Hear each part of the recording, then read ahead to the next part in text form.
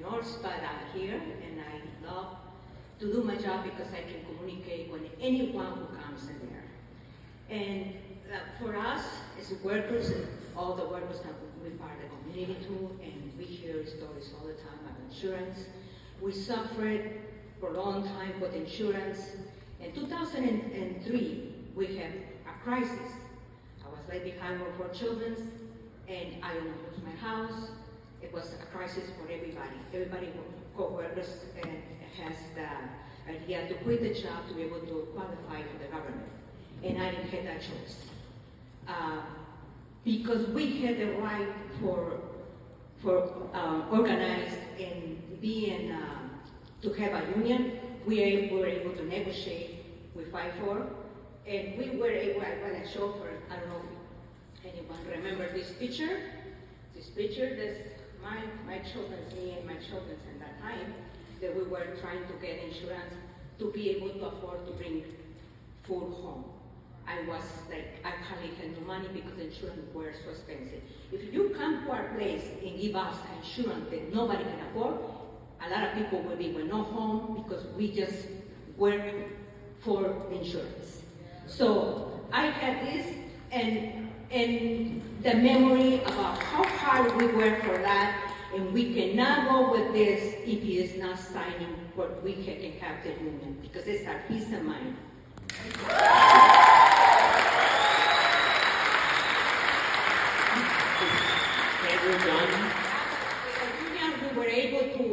We were able to survive. Many families will survive as workers.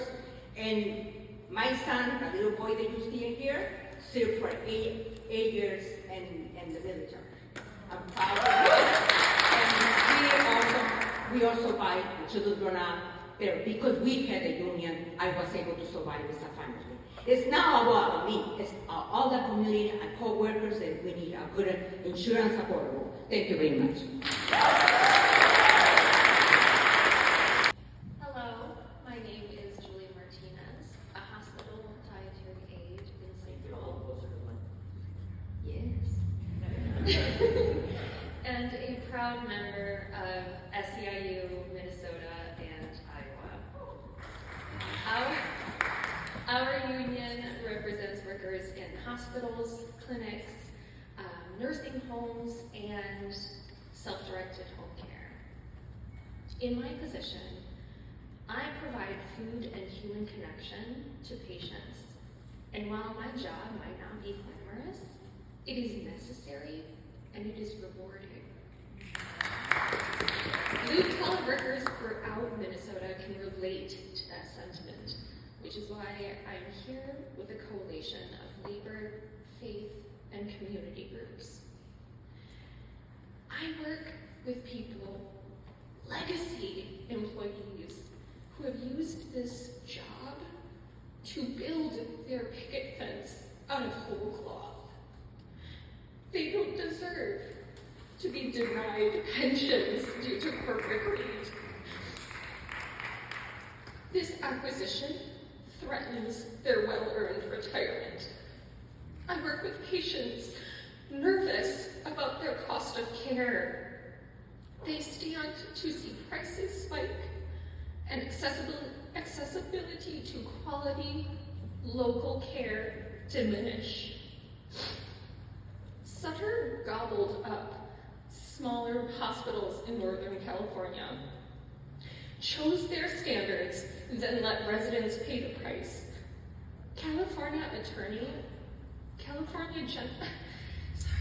Attorney General Rob Bonta has already fought Sutter's hunger for expansion in their home state because their bellies are full. Minnesotans do not need price hikes, anti-competitive conduct, or small clinic closures.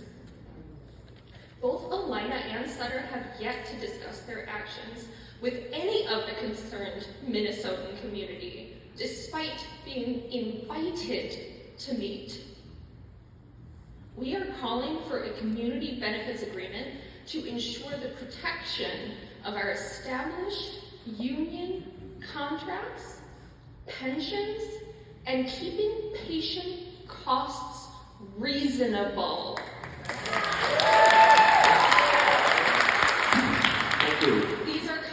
Councilman's demands. Thank you. Thank you.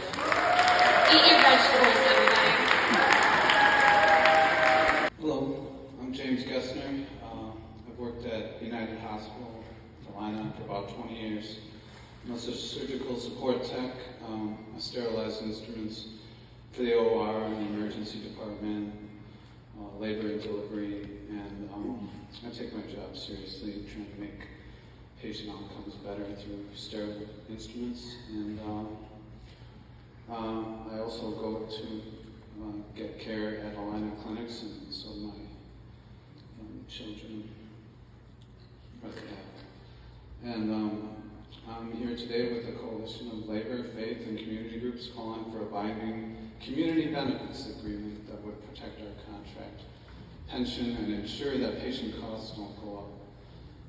These are common sense demands that deserve agreement before any acquisition. We need the leaders of Alina and Sutter to meet with us and agree to make sure this acquisition doesn't harm Minnesota workers, patients, and the community. Thank you.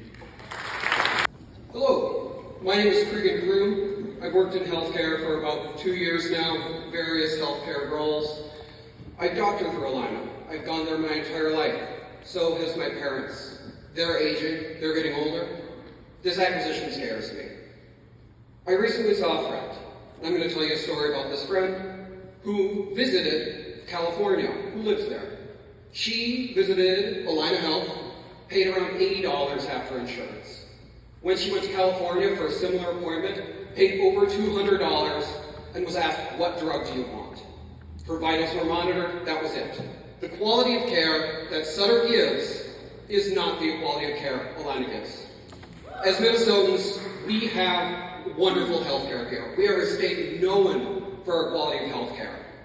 So what I ask is, our Attorney General's office going, who do they answer to?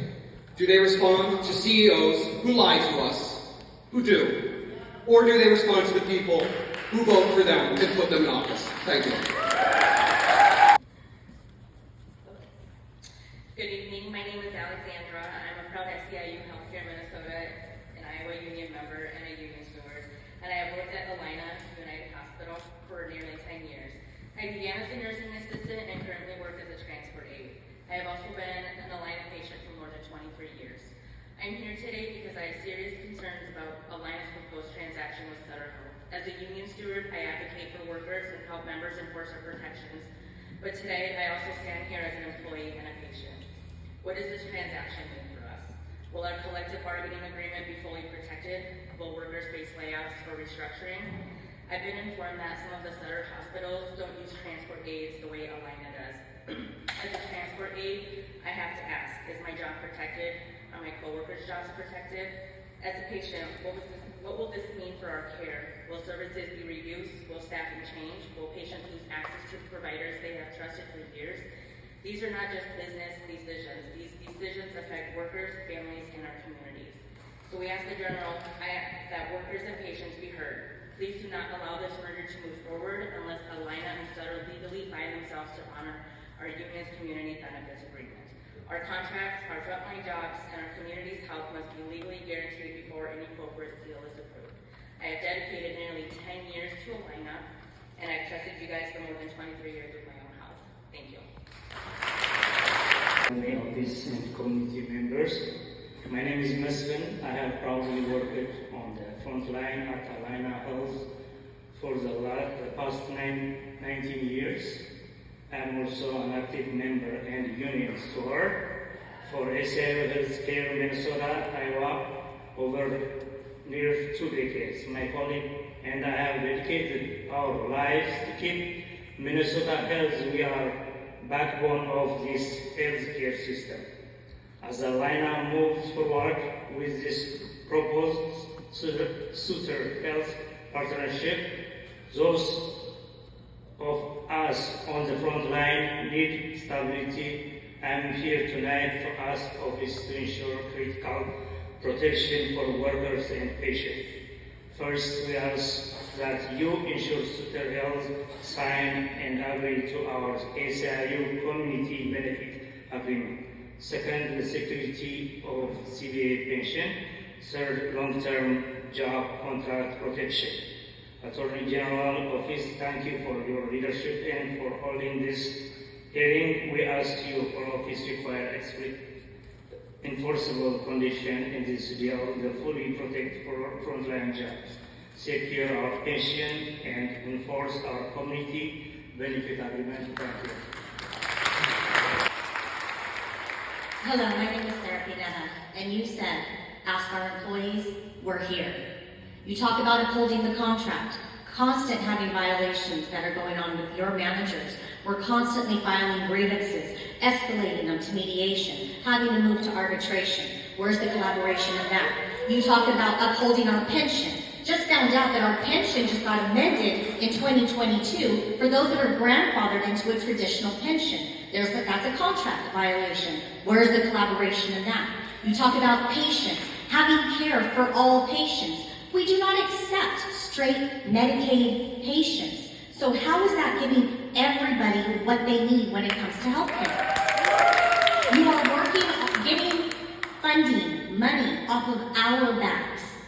Short staffing all the time with us. We got a CSI, critical staffing incentive. Hard to use it. Got to try and figure out how to work it. But we negotiated this. We agreed to it. We signed it off last October. So please be honest and truthful with these people. What's really going on? I work at a little tiny rural hospital called Sutter Lakeside in Lakeport, California. And I came in to work one day to find an email that said that we were going to join with Allina Hospitals. And I was really curious as to where the money for this was coming from, because we're having meetings all the time about all these cuts, and there's no money to give raises or to buy new equipment or to pay for overtime or extra staffing, and yet we can drop $2 billion into another company when we have to ship our mental health patients to other facilities, but we don't have a cath lab. So instead of putting the money where Sutter could put it with its own people, instead we're putting it to somebody else. So we would like to know as well where the transparency is as to what is going on, because we were told nothing either. So where's the transparency in explaining where we sit on that shelf as well, let alone the Allina Health? They have valid concerns, and you have not been willing to come and talk and discuss any of those concerns, which shows that there's something sketchy.